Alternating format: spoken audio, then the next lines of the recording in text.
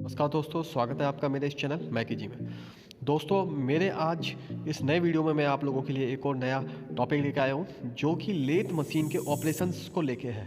जी हाँ दोस्तों, lathe machine यानी कि खराद मशीन, जिसके बारे में मैंने पहले भी काफ़ी वीडियो बना के डाले हुए हैं। आप मेरे पुराने वीडियोज़ में जाके देख सकते हैं।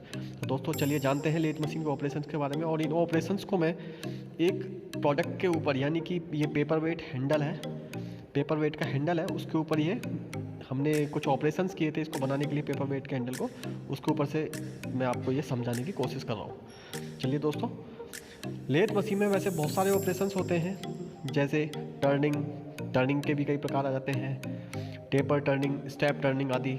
इसी तरीके से facing, knurling, chamfering, boring, reaming, drilling आदि। इसके अलावा ग्रूविंग भी आता है इसमें। ओके फ्रेंड्स, तो चलिए इन सारे ऑपरेशंस के बारे में हम जानते हैं इस पीस के ऊपर से। दोस्तों जैसे कि यहाँ पे आप देख रहे होंगे, ये वाला जो पार्ट है, ये इस वाले पार्ट पे जो ऑपरेशन होता है उसको बोलते हैं facing. Okay friends, facing operation किया जाता है, फेसिंग में इसको फिनिश किया जाता है आगे से। और जैसा कि ये पूरा जो पार्टिकल आप प्रोडक्ट मेरे हाथ में आप जो देख रहे हैं, ये इस समय अगर मैं इसके डाया की बात करूँ, इसका डाया होगा करीबन 16 mm के आसपास। इसकी जो डाया है, डायमीटर है 16 mm होगा। लेकिन इससे पहले, कटिंग से पहले इसका डाया रहा था 25 mm।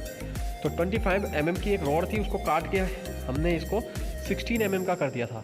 तो 25 से 16 mm करने के लिए दोस्तों हमने इस पर से एक्सेस मटेरियल, यानी कि फालतू जितना भी मटेरियल था वो हटाया होगा। तो वो जो फालतू मटेरियल हटाने का जो प्रोसेस होता है, यानी कि इसको लेथ मशीन पे फिक्स करके हमने इसके ऊपर से पूरा मटेरियल हटाया होगा, उस ऑपरेशन को बोलते हैं turning operation. Okay friends, turning operation में इस तरीके से टेपर में काटा जाता है, सिलेंड्रिकली काटा जाता है। जैसा ये देख रहे हैं आप, छोटा सा पार्ट इस तरीके से यहाँ से काटा हुआ है, ऐसे काटा जाता है, और ये पूरा टर्निंग ऑपरेशन कहलाता है। फिर टर्निंग ऑपरेशन के बाद दोस्तों यहाँ पे एक ऑपरेशन आपको दिख रहा होगा, ये वाला। टर्निंग ऑपरेशन करने के बाद इस टर्न हुए पार्ट के ऊपर ही दूसरा ऑपरेशन कर दिया गया है, जैसे कि मैं पास से दिखाता हूँ, गड्ढे गड्ढे से आपको दिख रहे होंगे बारीक। हाँ, ये जो ऑपरेशन है, इस ऑपरेशन को बोलते हैं नर्लिंग ऑपरेशन, KNURLING, इसमें के साइलेंट रहता है, तो नर्लिंग ऑपरेशन। दोस्तों ये जो ऑपरेशन होता है, किसी भी पार्ट के अंदर जब इस पार्ट को फिक्स किया जाए तो ग्रिपिंग अच्छी बन सके उसकी, इसलिए इसको किया जाता है। यानी कि ये ग्रिपिंग के लिए किया जाता है नर्लिंग ऑपरेशन। और ये किससे किया जाता है? नर्लिंग टूल से किया जाता है। टर्निंग हम टर्निंग टूल से करते हैं, यानी सिंगल पॉइंट कटिंग टूल से करते हैं। और नर्लिंग के लिए हम एक नया टूल लाते हैं जिसको बोलते हैं नर्लिंग टूल। ओके दोस्तों, इसके बाद ये सिंपल टर्निंग है ये वाली। और इससे थोड़ा सा आगे चलते हैं तो ये जो आप देख रहे हैं, ये जो कट वाला पार्ट, यहाँ से जो कटा हुआ है, इसको बोलते हैं ग्रूविंग ऑपरेशन। ओके फ्रेंड्स, ये है हमारा ग्रूविंग ऑपरेशन। इसके बाद थोड़ा सा और आगे चलते हैं तो आगे जाके हम देखेंगे ये टेपर में कटा पड़ा है ना। एक मिनट, थोड़ा मैं, हाँ। इसके बाद ये जो पार्ट है आगे, ये टेपर में जो कटा पड़ा है, जी हाँ दोस्तों, ये जो टेपर कटा हुआ पार्ट है, इस पार्ट पे टर्निंग ऑपरेशन हुआ है और ये टेपर में काटा गया, तो इसलिए इस पर टेपर टर्निंग ऑपरेशन किया गया था। ओके फ्रेंड्स, और इससे आगे चलते हैं तो इससे आगे आप देख पा रहे होंगे, चूड़ियाँ कटी पड़ी है, यानी थ्रेड्स कटी पड़ी हैं इस पर। और कौन सी थ्रेड्स है? Outer thread.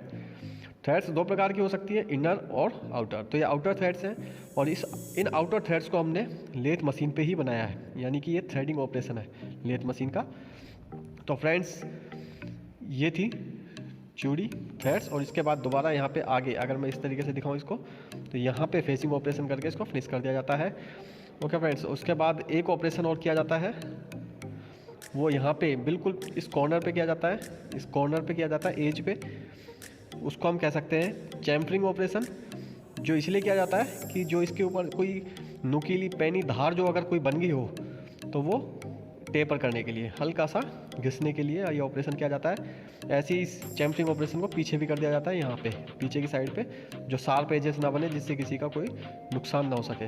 ओके फ्रेंड्स, तो उम्मीद करता हूँ कि ये चीज़ें आपको समझ में आई होंगी। इसके अलावा भी कई ऑपरेशन होते हैं, फिलहाल वो ऑपरेशन इसके अंदर नहीं किए हुए हैं, इसलिए मैं आपको बता भी नहीं पा रहा हूँ, पर मैं उनके नाम जरूर बताना चाहूँगा आपको।